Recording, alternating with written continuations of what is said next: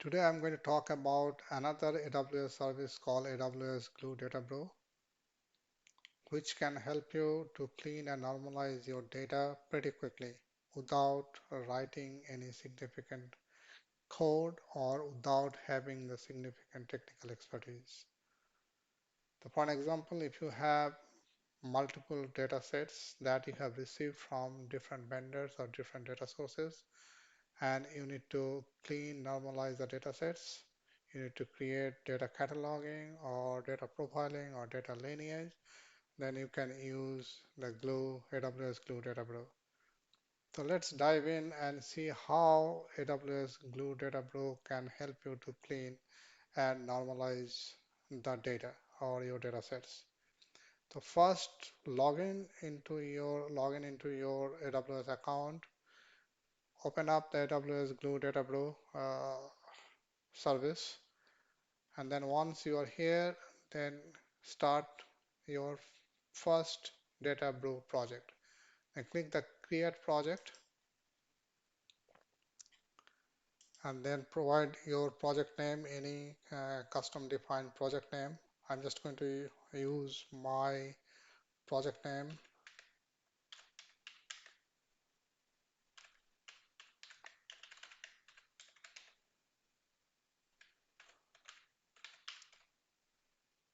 I'm going to create a new recipe. You can use your existing recipes, or you can create a new recipes. And then I'm going to create a new data sets that will come from Amazon S3 that I have already uploaded and I stored into my bucket. That bucket name is called demo files, and the file name is salesdata.csv that I already uploaded it.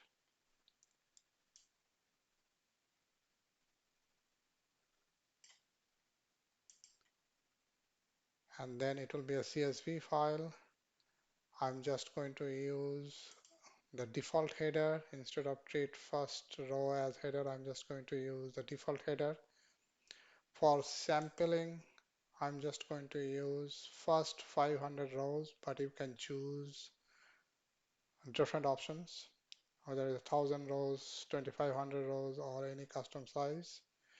Tags, I'm not going to define any tags. Permissions, for the permissions, I'm going to create a new IAM role, and I'm just going to give a role suffix as my data brew.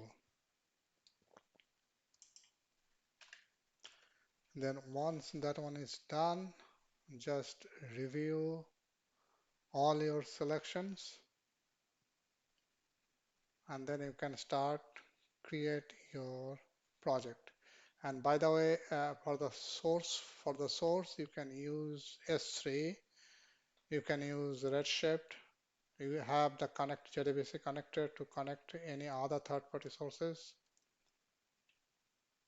The data catalog S3 tables, Redshift tables, all AWS Glue tables, Amazon Airflow, Data Exchange, Snowflake. You have variety of sources that you can use to create your data source for this particular Glue Data Brew project. So let's start creating the project.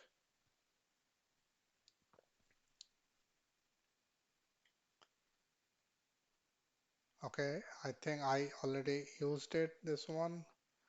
That's why it is complaining.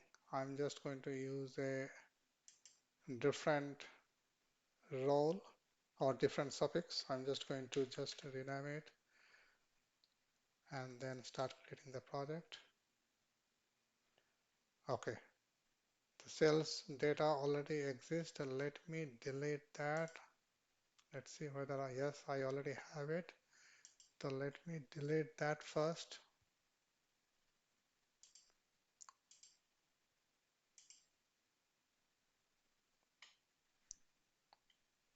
Okay, now go back to your project, my project,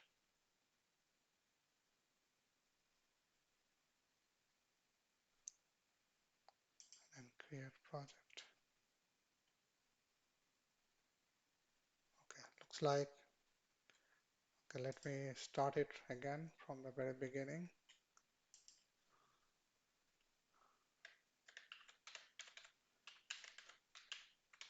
My demo project, new recipes, new data sets. I'm just going to use from my S3 bucket, that is demo files, that I'm going to use it. I'm going to use CSV for the demo files. I'm just going to use the sales data CSV. I'm just going to use the default header. Sampling, I'm just going to use first 500, not going to define any tags. For the permissions, I'm just going to create a new role, and the role name would be my data brew, my data brew. Thus, the IAM role suffix, and once that one is done, hopefully this time it is not going to complain anything. So let's start creating the project. Yes, it started creating the project. It's going to take a couple of seconds to create the project, and once it is done, then I'll go for the next steps and show you the all other details. Okay, now you can see that it is provisioning.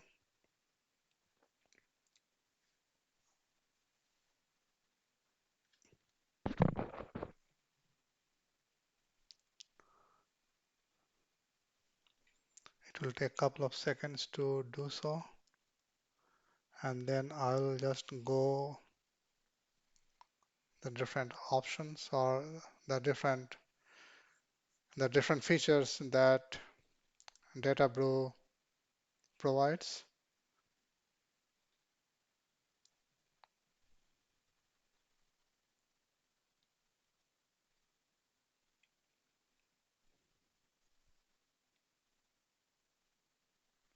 And then I'll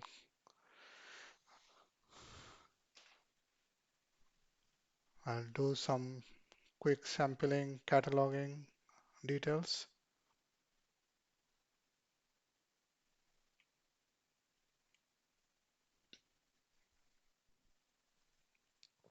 Is almost done.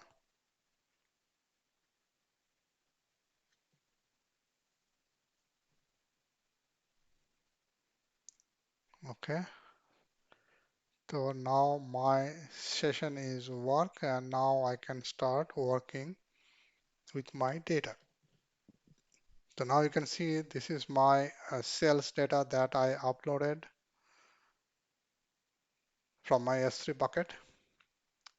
And there are multiple different options that you need to be familiar with to work with your data sets and to work with your DataBrew project, right? The first one actually is the filter. So you can add a new filter, mm, right? And add new filter whether based on the missing values or is value valid or by conditions, and you can see there are multiple conditions. Then you can do a short options that is also very pretty common, ascending or descending.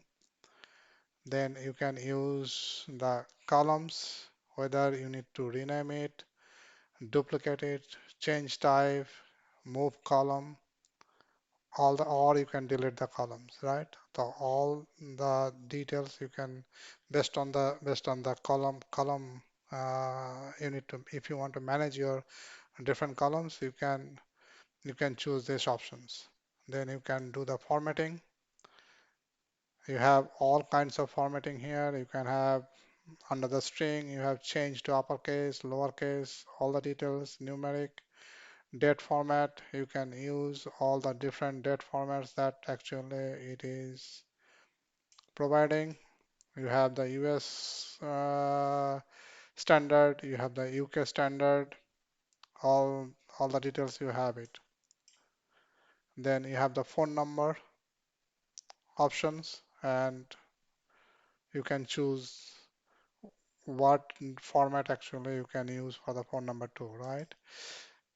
Then next is the clean, and you can remove any special characters, number letters, custom values, punctuations, all the details you can add it, you can replace it. So that you can do it by choosing these clean options.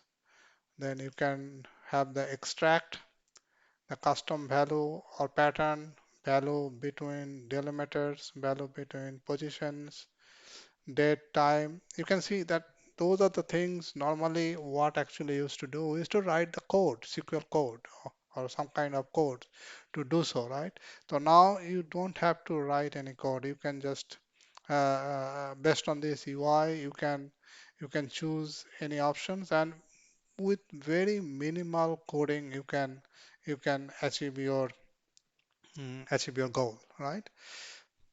Okay. Then under the missing, you can have the different options. If you have any missing rows, you can fill with the custom values, with empty values, fill with nulls, all kinds of options you have it. Then for invalid, you can remove let's say for invalid rows, you can have replace with custom values, replace with empty values, all these details. For the duplicate, you can now again, if you remember to delete the duplicate rows, we used to write the code to select the duplicates in my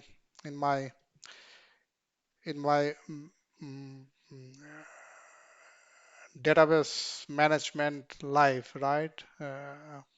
20, 25 years back, we used to write the code to detect the duplicates and then delete the duplicates. So now you don't have to do that. Now you can delete the duplicate. It will recognize any duplicate rows, and you can delete those duplicate rows.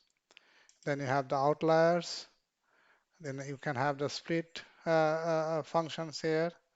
Single delimiter, multiple delimiters, between delimiters. You can have these details. You can merge it. Okay, you can merge the different columns.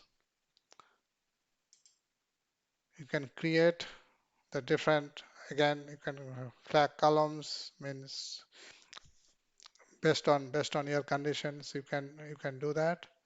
You can it has multiple different functions. You have aggregate functions, text functions, date functions, window functions.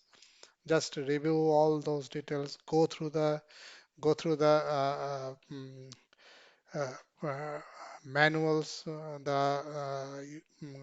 DataBrew manuals, and you can find tons of informations and how actually you can use those functions based on your different use cases. You can learn that stuff from there. You can create any kind of conditions, and you have then nested, nest, unnest, and then you can pivot your stuff, right? Your table structures, rows to columns or columns to rows. All the options actually you have it. Let me cancel that.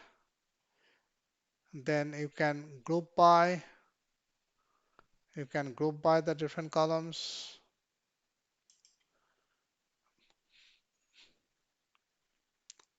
You can join it. You can create the join conditions. You can union. You can create the unions.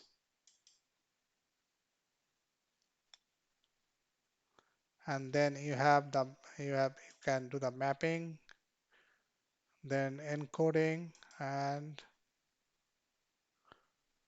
for sensitive data, you can see that you have the data masking options, you have encryptions options, you have decryptions options. So there are pretty significant amount of uh, mm, options actually you have to clean, normalize your data sets. I mean, specifically if you are using any sensitive data sets, definitely these options will be very helpful, whether you want to do a data masking for your test data when actually you are dealing with your production data and you're going to use the data for your test or lower environment, then you can do the data masking.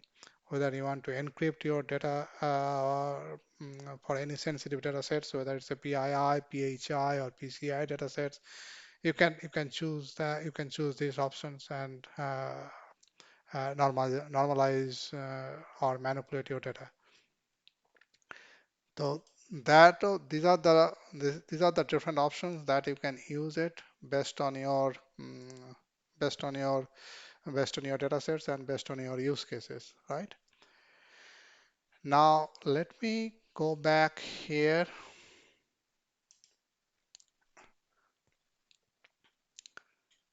Okay, now go to the projects, open the projects.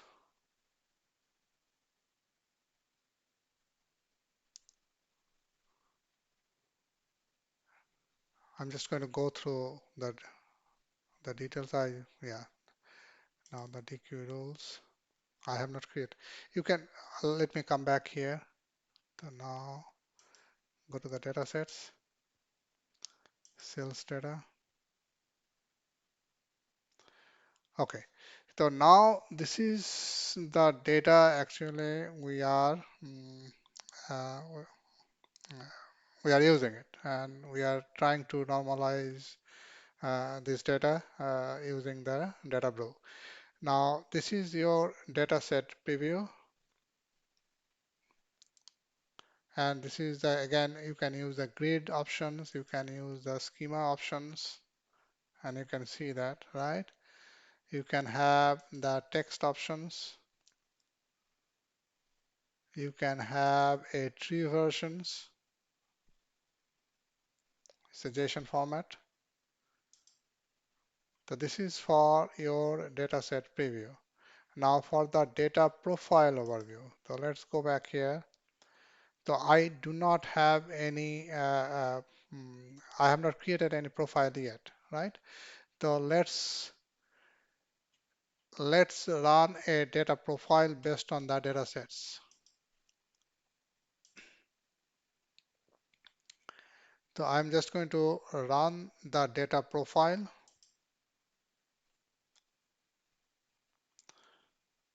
and I'm just going to give a name,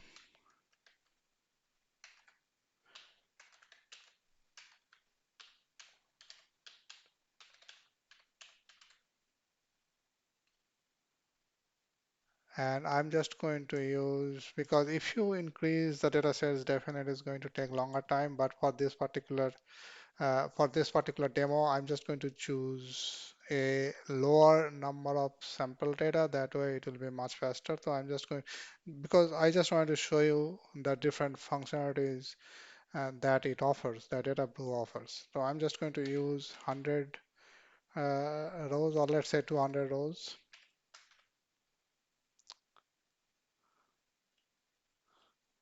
It is going to create based on my current AWS account. File type is, output format is JSON. Okay, now I'm just going to use where actually I'm going to store the data in the S3 locations. So I'm just going to choose the same demo files and select. I do not need to encrypt any data at this time.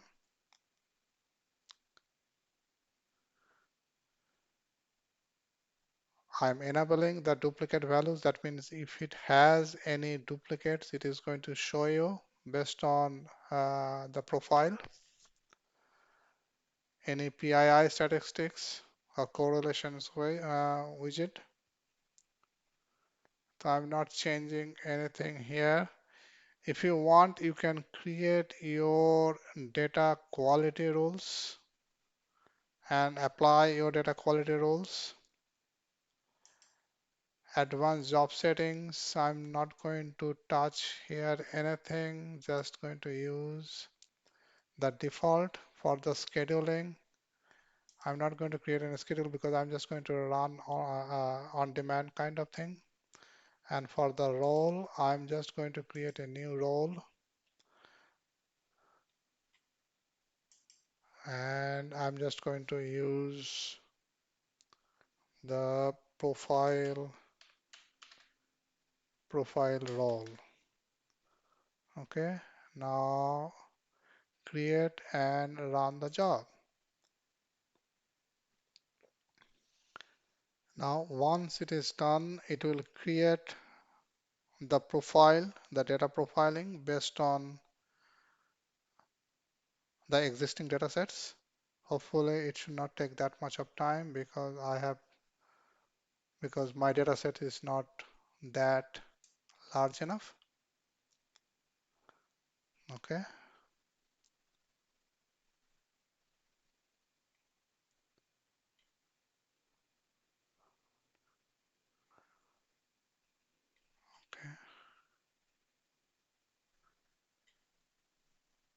Now let's see my data profile.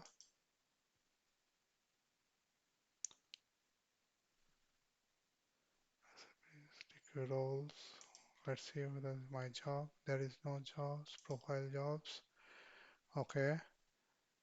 The profile jobs, you can see that I already started it and still it is in running state. And let me see where I am right now. Okay, it started 36 seconds ago. Hopefully it should not take that much of time. The job details, you can see output I'm putting into the same S3 bucket. The file type is JSON.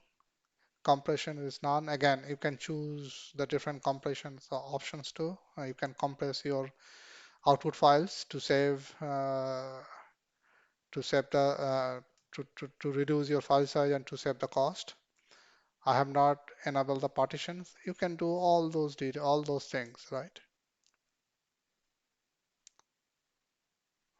Okay. It has so many different options. You can see that. Okay. And now if you want to create a data lineage, I'll come back for the data lineage here, right? So let's see where we are. Still it is running. Hopefully, let's see it, refresh it. Okay. So now it is successful. Okay. And this output actually, if I go back to my demo files and let's see.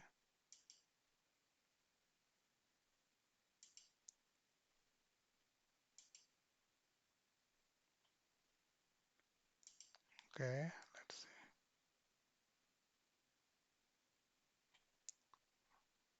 Okay. Let me go back here. Output.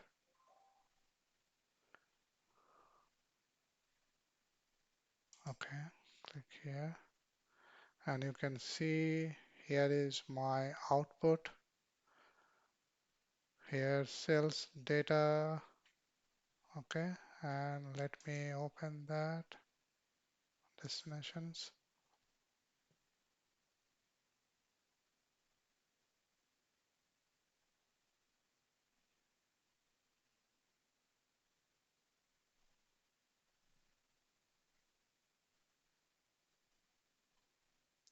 Okay. Now you can see all the data. You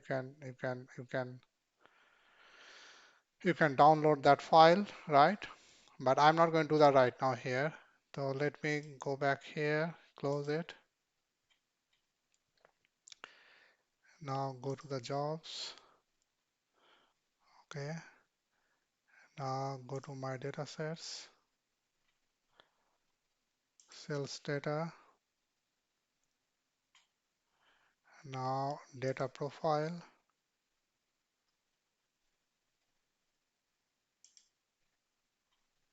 Okay. So now you see the output of our data profile that we just completed, right? And again, you can see I have chosen 20 rows, the custom sample, and based on that 20 rows sample, 20 row, first 20 rows, it has created this, the profile, the data profile, right? So you can see the total rows is 200, total columns is 7, missing cells, valid cells is 1000, 71%, missing cells is 400, valid rows 100%, there are no invalid rows, and you will see all the details. So I will encourage you to review or create your own project and review all the details. It is so powerful. It is so powerful, and you have so much information that you can get it out of this service or out of this tool, right? Creating those things manually or any other third-party tools, mm, it may take definitely a longer time, but uh, there are some other third-party tools that also supports. There are so many third-party tools are there. But if you are going to use any cloud native services, if you are not going to use any third-party tools, then definitely I'll suggest AWS DataBrew to do so. And see here, actually, you can see all the details, the total valid rows, right? Total missing rows, distinct values, unique values for the column 1, for the column 2, column 3, all the details you have it here. Okay, just review all those details here. And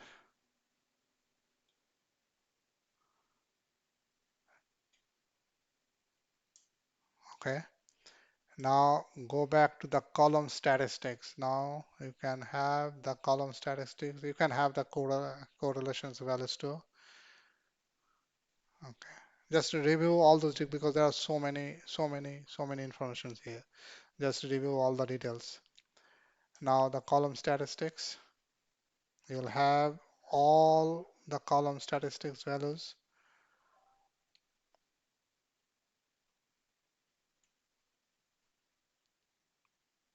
You'll get the data insights.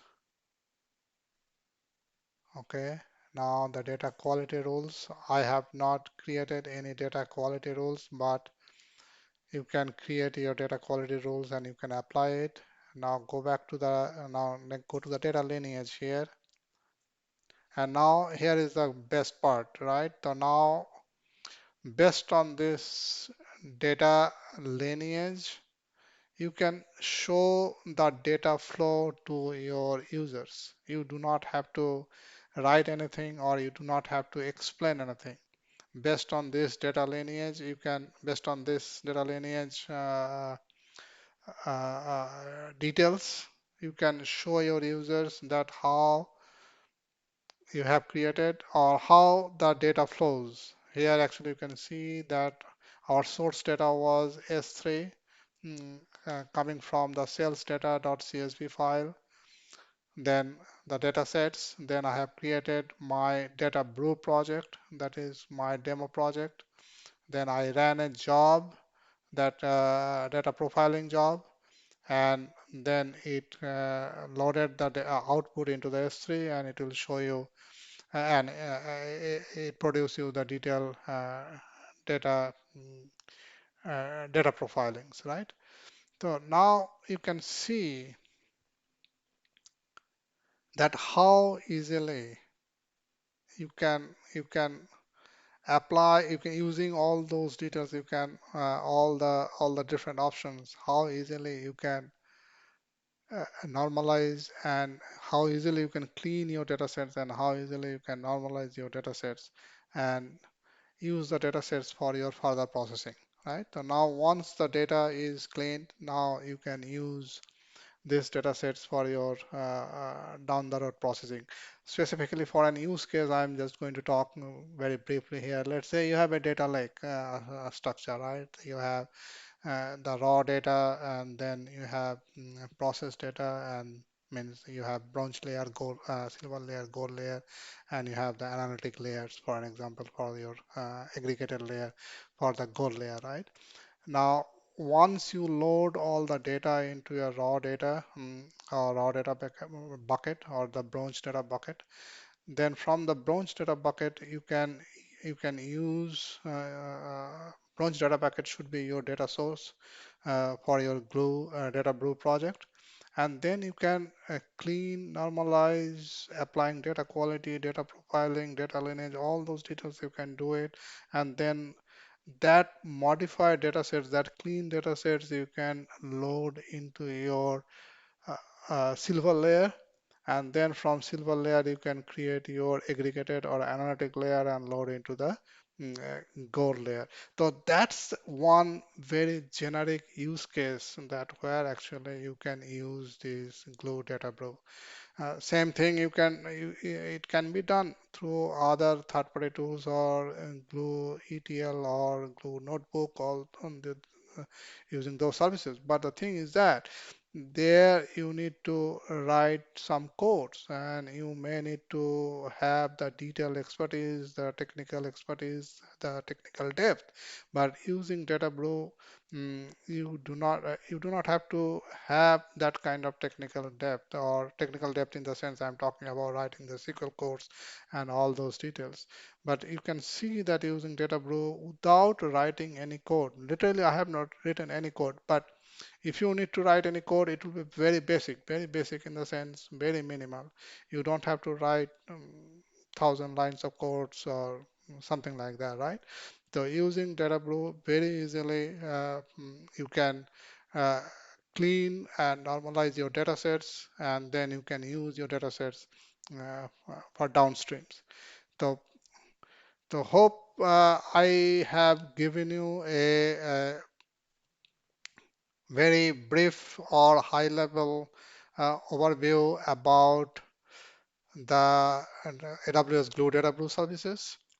But again, I will encourage you that create your own project and explore all the options. It will be very difficult to explain all the options here, right? But definitely, but you got the idea that what are the different features actually it has and what actually it does and how actually it is going to help you based on your use cases. So I'll encourage again, create your own project mm, and create your own data sets and go through all the different options. And once that one is done, once you clean the data, clean your data, and then use the data sets for your downstream processing purpose. So thank you very much for watching and listening this video, uh, and we'll talk again next time for another new exciting demo projects or some projects based on AWS's different services. Mm, So for till then, bye. Thank you so much again.